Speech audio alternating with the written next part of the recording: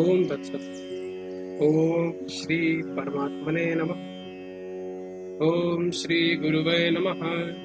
परमात्मा में सृष्टि भ्रम की असंभवता, पूर्ण ब्रह्म के स्वरूप का निरूपण तथा सबकी ब्रह्म रूपता का प्रतिपादन। श्री वशिष्ठ जी कहते हैं, रघुनंदन, उस शुद्ध बुद्ध परमात्मा में सृष्टि के कारणभूत मन, आकार, बीज, माया, मोह और भ्रम आदि किसी का भी होना वास्तव में संभव नहीं।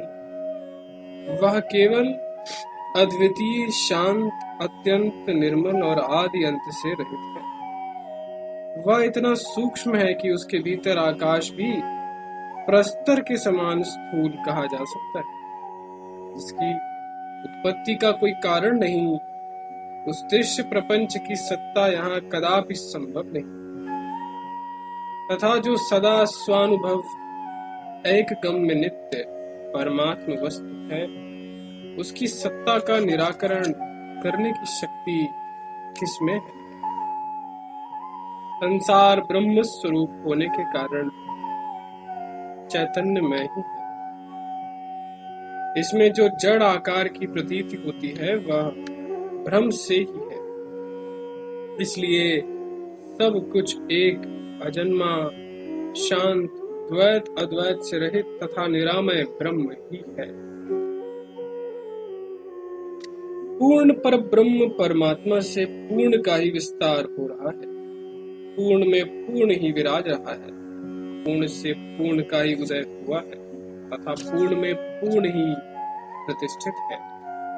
वह पूर्ण ब्रह्म शांत, सम, उत्पत्ति विनाश से रहित, निराकार, अजन्मा, आकाश की भांति व्यापक, विशुद्ध और अद्वितीय। वह सर्वरूप है और सत असत स्वरूप तथा एक होकर ही सदा स्थित रहता है। सबका आदि वही है। मोक्ष उसका अपना ही स्वरूप है तथा वह उत्कृष्ट ज्ञान रूप है। तू, मैं और यह जगत इत्यादि जो शब्द है, इनका अर्थ ब्रह्म ही है और वह ब्रह्म में ही विद्यमान है। वह ब्रह्म शांत, सब में समान रूप से ही प्रकाशित होने वाला असत है। वह पृथक स्थित न होकर ही अपने स्वरूप में प्रतिष्ठित है। समुद्र, पर्वत, मेघ, पृथ्वी तथा विस्फोट आदि से युक्त होकर भी यह जगत वास्तव में अजन्मा, काष्ठ मौन के समान निष्क्रिय ब्रह्म रूप ही है।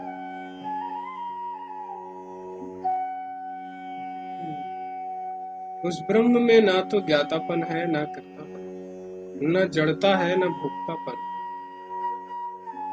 न शून्यता है, न अर्थ रूपता, न आकाश रूपता ही है। वह सत्य, गहन, अद्वितीय, जन्मादि से रहित, सर्वव्यापी, सर्वरूप,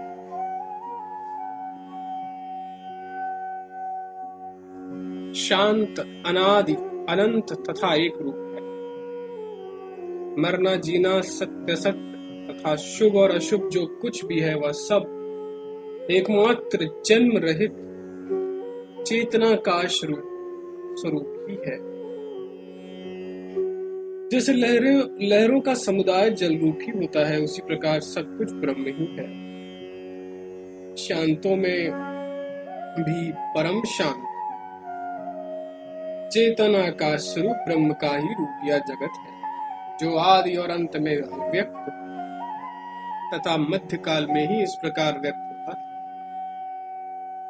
जैसे जल ही लहर आदि के रूप में दृष्टिगोचर है, उसी प्रकार ब्रह्म ही जगत रूप में भासित होता है, जो उत्पन्न होता है और उत्पन्न है। वह कार्य रूप तथा जो उत्पन्न नहीं होता है और उत्पन्न नहीं है, वह कारण रूप भी उस चेतन परमात्मा से भिन्न नहीं। अतः इस सृष्टि का ब्रह्म से भिन्न कोई कारण ही नहीं। जैसे प्रयत्न पूर्वक खोज करने पर भी खरगोश के सींग का पता नहीं लगता, वैसे ही इस सृष्टि का वास्तविक कोई कारण ही उपलब्ध नहीं होता। श्री राम जी ने पूछा, ब्रह्मा, जैसे वट बीज के भीतर भावी विशाल वृक्ष विद्यमान है, वैसे ही ज्ञानमय परमाणु परमात्मा में यह सारी सृष्टि विद्यमान रहती है। ऐसा क्यों न मान लिया जाए? श्री वशिष्ठ जी ने कहा, श्री राम, जहाँ बीज है वहाँ वट वृक्ष की विशाल शाखा हो सकती है, क्योंकि वह सहकारी कारणों से उत्पन्न होती और फैलती। परंतु जब संपूर्ण भूतों का प्रलय हो जाए तब कौन सा बीज शेष रह जाए, और उसका सहकारी कारण भी क्या रहे, जिसके सहयोग से जगत की उत्पत्ति हो। जो शांत पर ब्रह्म है उसमें आकार की कल्पना कैसे हो सकती है?